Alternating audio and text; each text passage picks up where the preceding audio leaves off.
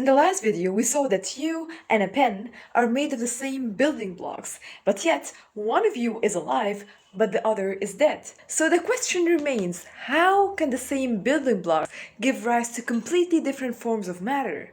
The answer is something called emergence. Emergence means that the system can have properties that its individual parts or its individual components do not display. For example, think of one of these beautiful patterns that you see in the sky when a flock or a group of birds are traveling. A single bird doesn't have this beautiful shape, but together they form this shape. Another example is a traffic jam. There is no one single obstacle or one single driver that's causing the traffic jam, but rather it's the interaction between all of the drivers or multiple drivers that's causing this problem to arise. Or another very cool example is wetness.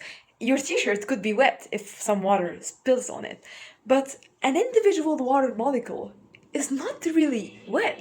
Water is made of H2O molecules, two atoms of hydrogen bound with one atom of oxygen, all of them bound together. One molecule cannot really be wet, but all of them together can give rise to this weird property that you can not see at all on the microscopic level. Even consciousness is thought of to be an emergent phenomenon, since an individual neuron is not really conscious, but consciousness arises from the interaction between the millions of neurons that you have in your brain. So even if the atoms themselves are not alive, the way they are organized and interacting together can give rise to something that's alive or not. Hence, life could be just one of the most interesting and complex emergent phenomena that we know of.